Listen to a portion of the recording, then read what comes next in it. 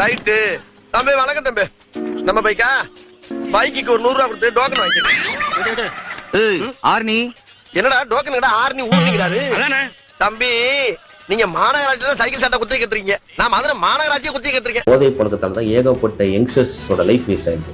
As யங்ஸ்டரா நானும் சொல்றேன், பெண்கள் பாதுகாப்பு. எங்கள் பெண்கள் வந்து 1 மணி 2 மணி கூட விருகம்பாக்கத்துல போலாம் பயம் இல்லாம. அந்த அளவுக்கு நாங்க கொண்டு வருவோம்.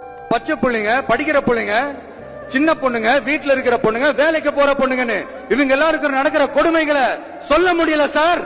அண்டை செய்தியை பார்த்து வருகிறோம். சென்னை ஆர்கே நகரில் சிறுமியிடம் பாலியல் அத்துமீறலில் ஈடுபட்ட தாவேகா வட்ட செயலாளர் கைது செய்யப்பட்டிருக்கிறார். சென்னை 43வது வார்டு தாவேகா வட்ட செயலாளர் தினேஷ் என்பவர் கைது செய்யப்பட்டிருக்கிறார். பேச்சாடா பேசுன, கொஞ்சம் கொஞ்சம் பேச்சா பேசுன. பெண்கள் பாதுகாப்பு. எங்கள் பெண்கள் வந்து 1 மணி 2 மணி கூட விருகம்பாக்கத்துல போலாம். இப்ப மாவு கிட்ட பரம்பரை ஆகிட்டாங்க. என்ன முதலமைச்சர் ஆக்கிடுங்கன்னு சொல்லிட்டு ஆளுநர் கிட்ட விஜய் என்ன சொல்றாரு?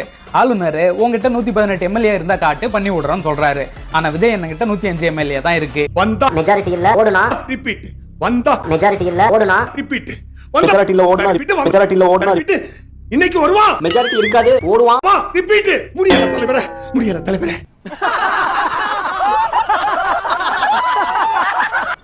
அம்மா சாப்பிட்டு 10 நாள் ஆச்சம்மா, 10 ரூபாய் தர்மம் கூடமா. என்ன இது காம்பவுண்ட் குள்ள வந்து பிச்சை எடுக்கிறீங்க? ரொம்ப பசிக்குது தாயே, 10 ரூபாய் கூடமா, புண்ணியமா போகும், நல்லா இருப்பம்மா, 10 ரூபாய் கூடமா. 5 வருஷத்துக்கு அப்புறம் பிரைம் மினிஸ்டர் ஆகிறதுக்கு அவருக்கு அந்த முக அழகு இருக்கு,